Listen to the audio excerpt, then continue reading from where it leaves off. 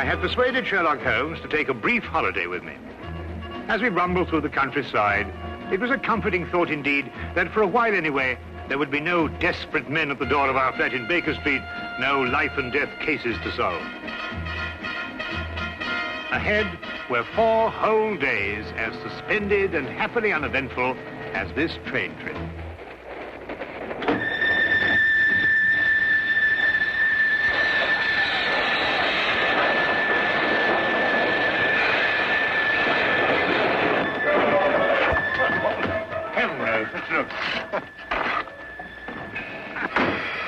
Hear anything?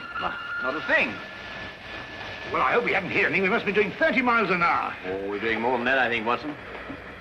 I thought you were asleep, Holmes. Well, not really. I was thinking about that Parkinson axe murder. You know, that unfortunate business in South Africa. And I was wondering... what? You are on holiday. Oh, yes. Yes, of course. Quite right, Watson. Quite right. Mr. Holmes? Yes, I'm Mr. Holmes. I thought I recognized your name on the reserve passenger list. Thought you might be able to help us. We seem to have had a sort of an accident. An accident or an incident? Well, I suppose you could call it an incident. But one of our passengers has disappeared. Disappeared? A boy. He was traveling with this young lady here. Paul is his name. Paul Windmaster. You must find him. I've heard you can do things like that, Mr. Holmes. Will you help me? There. I'm his governess. I should never have taken my eyes off him for a minute. But I looked in on him after he went to bed and was fool enough to imagine that everything was all right. Do you think he might have been kidnapped? Oh, no, I'm sure Paul ran away. How will I ever be able to face his father? I think you'd better sit down, Miss... Kendall. Lydia Kendall. Miss Kendall, and tell us everything from the beginning. I'm sure we can be of help. Sit down. Thank you. Tell me, Miss Kendall, what happened that made the boy run away? Mr. Holmes, have you ever heard of Paul's father, Lance Windmaster? Oh, yes, Ripsaw Windmaster, the Canadian timber king. The papers call him that. As rough and strong a man as the trees he cuts down. Paul, not having a mother since the age of 2, has grown to be like him in many ways. Independent, wild. Believe me, I've had a full-time job. I can imagine. Mr. Windmaster never disciplined him. Was actually proud of Paul's spirit. Until one day, rather suddenly, it struck him that he was bringing the boy up improperly. You asked me what caused the boy to run away. It was just that. And yesterday, when I went out to fetch Paul, I began to see the first signs of what was about to happen.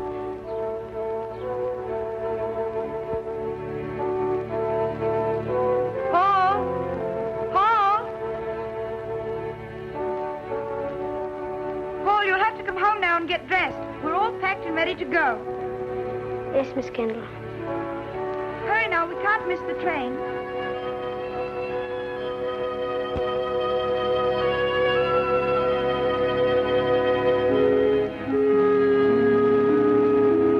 Now, when you arrive at the school, you'll take the boy directly to the headmaster. He's received a full letter of instructions from me, and... Oh, there you are, Paul. Your Uncle Cecil's just arrived to say goodbye to you. Here's wishing you success, Paul. Thank you, sir. You will be taught to be a gentleman. Something which, your mother forgive me, I failed to do. Yes, Father. What have you got there? White mice. White? Now, look here, Paul. You certainly don't intend to take them to school with you. I can't leave them here. Nobody would look after them. Now, that's foolish. Nobody really cares about white mice here, except me. Well, you can give them back to whoever gave you them. You mean Coco? Who? Coco the clown. I'm afraid I introduced him to Coco the day I took him to the circus. They've become rather good friends. Well, I couldn't give them back. He gave them to me as a gift. Paul, I don't care what you do with them, but you can take them with you, and that's final. All right. Leave them here, then. Good boy. Well, you and Miss Kendall had better be off. Well, what's the matter? I don't want to go to school. What? You didn't go to school? Why should I? Times were different when I was young. You don't know what you're saying. I have my horse and my white mice, and Coco and I are supposed to meet next week. You can't run wild all your life.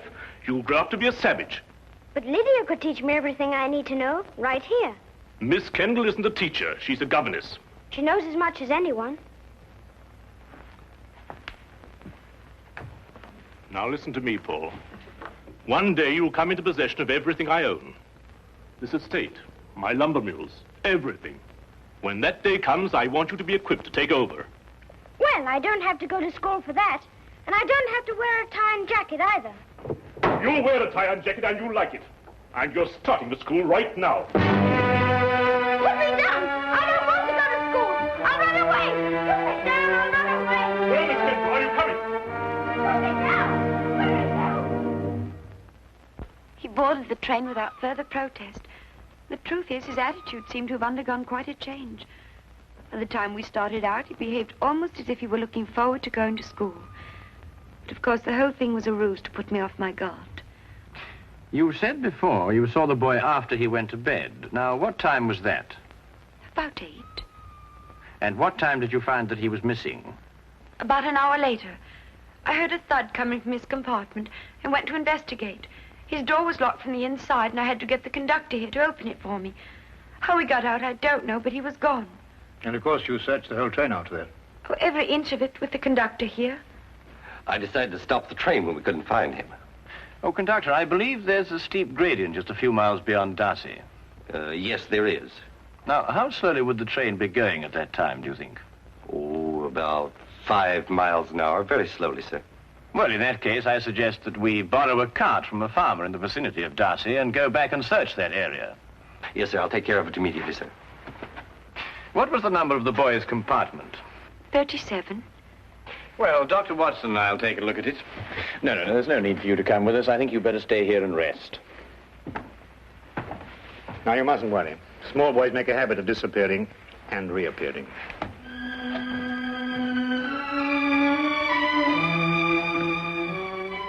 Oh, I hope so. I hope so.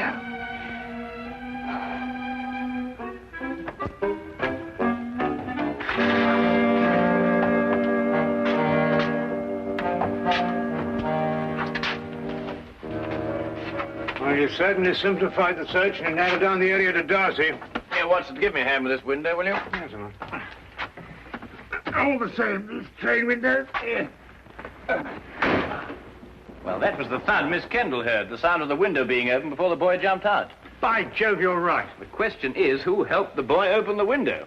Well, it took 2 of us to do it. Exactly.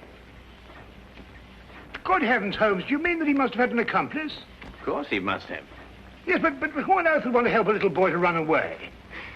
Well, when we know that, Watson, we will have the answer to the problem of the boy who didn't want to go to school.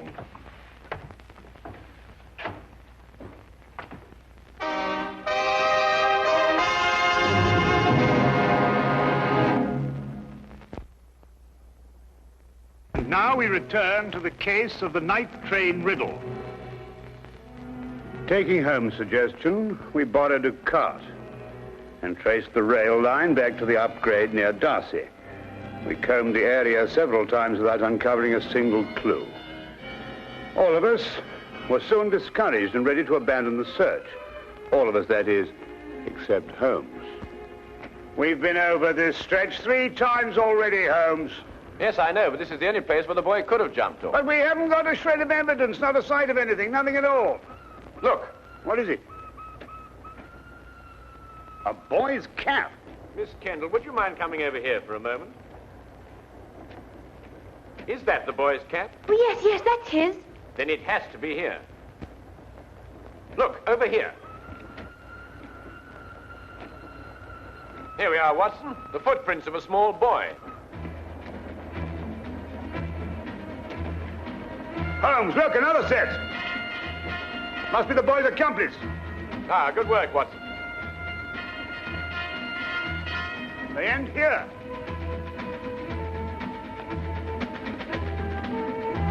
Then it's quite clear what happened. Not to me. Well, they obviously boarded another train, a local, I imagine, traveling in the same direction as we were. We do pull alongside a local here, Mr. Holmes, the up train from Royal Minster. Well, how can they do that? Change trains in midstream, so to speak. Well, obviously, Watson, if both trains were traveling slowly enough. They do. It's possible, entirely possible, Mr. Holmes. Conductor, I think you'd better telegraph ahead and have them stop that train. Yes, sir. Do you think they'll find him, Mr. Holmes? Well, we are near enough to the truth, Miss Kendall, not to have to speculate anymore. We will soon know. We began a hasty return to the night express, aboard which we hoped to catch the local. Holmes insisted that time was of the utmost importance.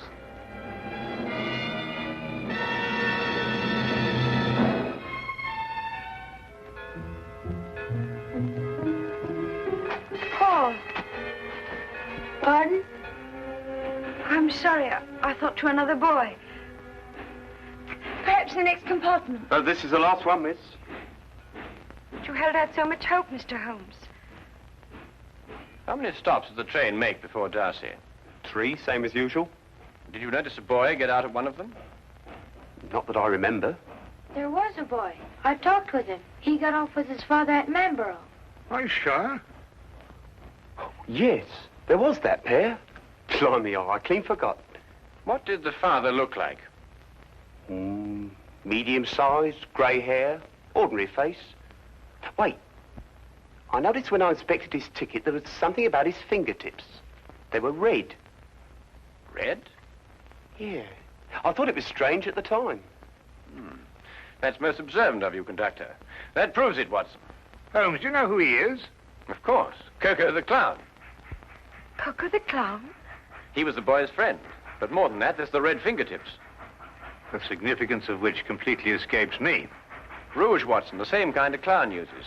He was evidently in a great hurry to catch the train. He didn't have time to remove it all. Oh, if you're only right, Mr. Holmes. And unless I miss my guess, we'll find them both in Manborough now.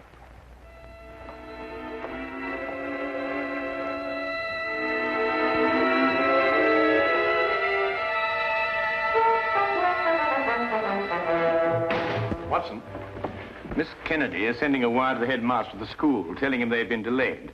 As soon as she's finished, we can be off. What's the matter with you? You don't look like someone who wants to be taken to the circus. Holmes, do you realize it has taken me the last solid 3 weeks of pleading and cajoling to persuade you to take this trip? And now look where we end up, in Manborough. And don't you underestimate it. We can have a very exciting holiday here. Oh, holiday? We might as well have pitched a tent in Lestrade's office. I know, but we couldn't very well refuse to help them. No, we couldn't have refused to help them. But when we eventually find whoever it is who's at the bottom of this thing, please remember one thing. He's my pigeon. Don't upset yourself, Watson. As soon as we can find the boy, we can continue on our journey. Oh, I'm glad you still considered that. Well, shall we be getting along? Oh, by the way, Watson, I didn't mention it to Miss Kennedy, but I believe there's some possibility the boy may be in danger. So I don't think we ought to lose too much time. Not a very convenient place to leave luggage. Holmes! You've got to wait a minute. We've left all our bags in the train. There's no time to worry about that now, Watson. Come along. But look, Holmes, we've got everything in them for our 4 days. All right, I'll find Miss Kendall and get a carriage, and we'll meet you in the street. Now, hurry up. Right.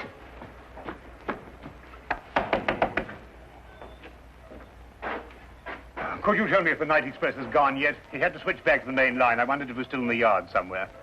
I'm awfully sorry, sir. You must have the wrong town. Now I know where I am. I'm in Manborough. Right you are, sir. But the night express doesn't stop in Manborough. Never has. Except once. But confound it, man, I know it stops here. Oh, no, sir. The only time the night express ever stopped in Manborough was in the summer of '88. A wheel fell off the locomotive. Right out front here it happened. It stopped all right that night. Now, look here, this is urgent. I happen to know the night express stops here because I got off the thing at this station. Now, will you kindly go and find out if it's still here? Well, I have to go down to the yard area. In about 5 minutes, I'll ask the signal box. 5 minutes? Oh, never mind. Watson, come along. The carriage is waiting. But...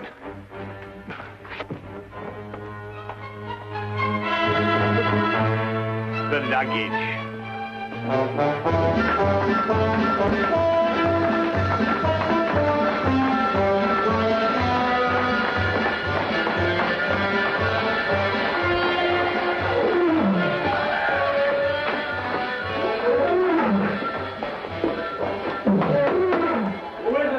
Cecil, open up.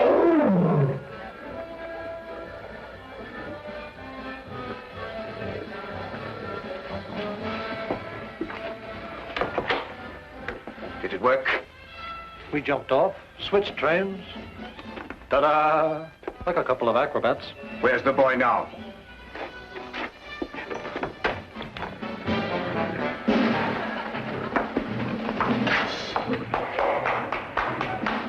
Exactly where I want him.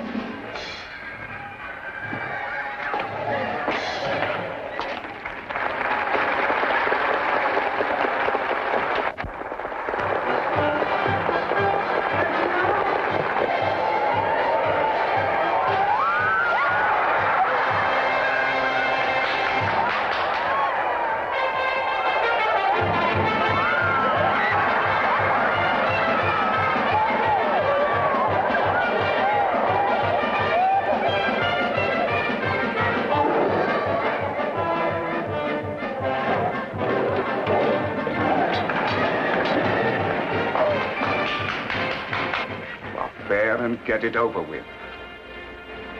I was waiting for a down payment. How much? £100 should do it.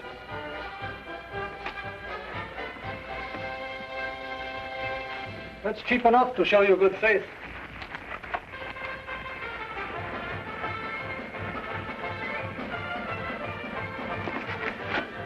I'll expect the rest when I've finished.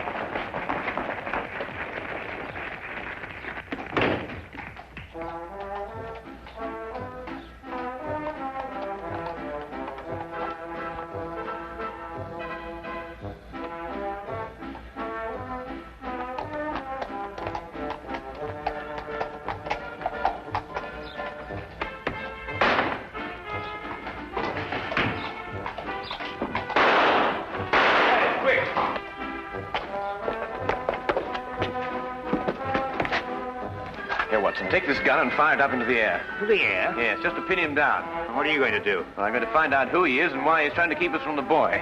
Well, go on, Watson, fire it. I'm sorry, Holmes. This one's mine. What? Watson! Watson, here! Fire it, Holmes. Fire it! Oh, very well.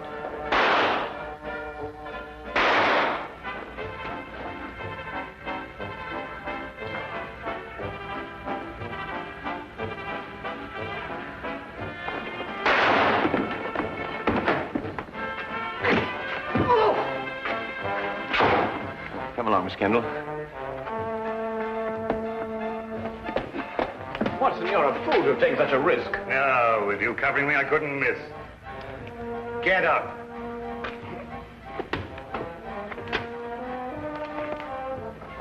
It's Mr. Windmaster's brother. Oh, Uncle Cecil. Yes, and the first in line to inherit the Windmaster fortune if anything had happened to the boy. That's right, you would be the heir. You may not think so at the moment, Mr. Windmaster, but you're very fortunate. If the boy had been killed, you would most certainly have been hanged.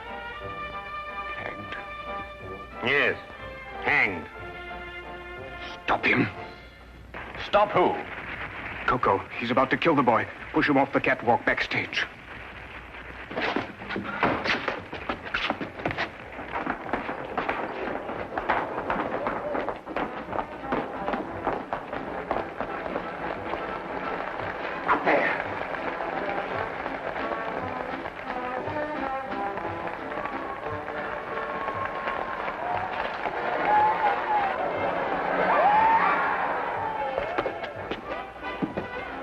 Coco?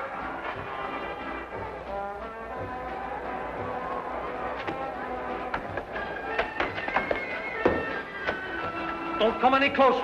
I'm coming down.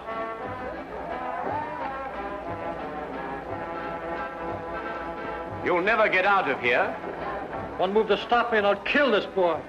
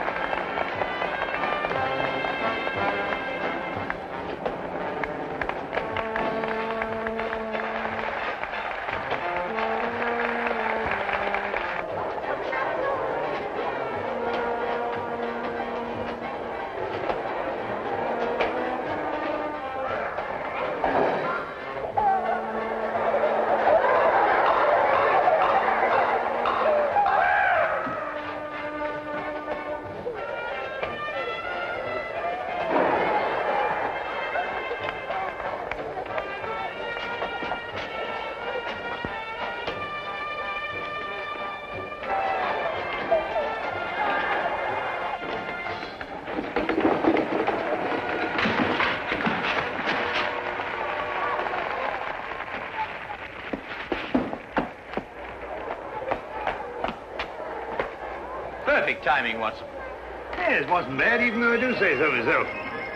He wanted to kill me, and I thought he was a friend. Well, that should teach you a lesson, Paul. No one's a friend who encourages a boy to run away from school. Why, what would have become of Dr. Watson here if he hadn't gone to school? Well, it's very simple. He'd never have been able to accomplish that trick. But all he did was to... In dropping that counterweight, young man, I had to know the speed of falling objects, the theory of weight and counterweight, and of stress and resistance. Now, if I hadn't studied physics, there's no telling what might have happened to you.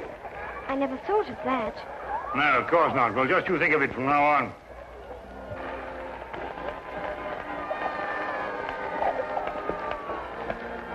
Watson, did you really have all that in mind when you pulled that rope? Oh, every bit of it, of course. Oh, did you? Uh-huh. Come on, you. And you.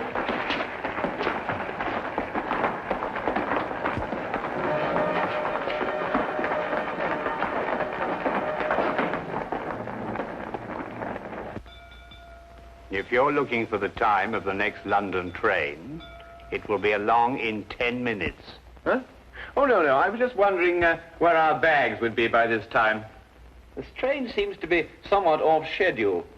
I'd estimate that our clean shirts are about 30 miles north of Edinburgh at this moment. Oh, confound it, Holmes. Why dwell on that? Oh, don't take it so hard, old chap. We'll give it another try one of these days. Well, sir, it certainly was a shock to me. Oh, it's you again. You were right, sir. The express did stop in Manborough tonight. Can't understand it. The first time since the summer of '88. Fact is, it was running wild through here tonight, they tell me. Came roaring through on the local line first, and back through here to switch over to the main line again. Can't for the life of me figure what they were up to. Left a couple of bags on our platform. No hint of a reason. Just found them there. A couple of bags, did you say?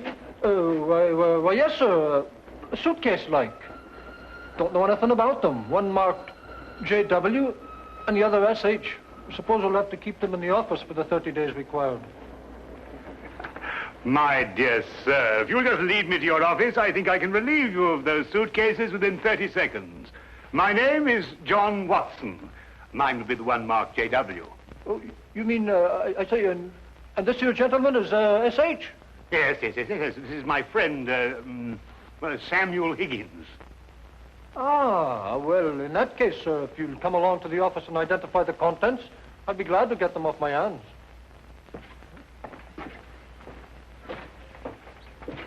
Samuel Higgins? Yes. You see, we have 3 whole days left. And I'm quite sure that nobody will want to interfere with the holiday of Samuel Higgins.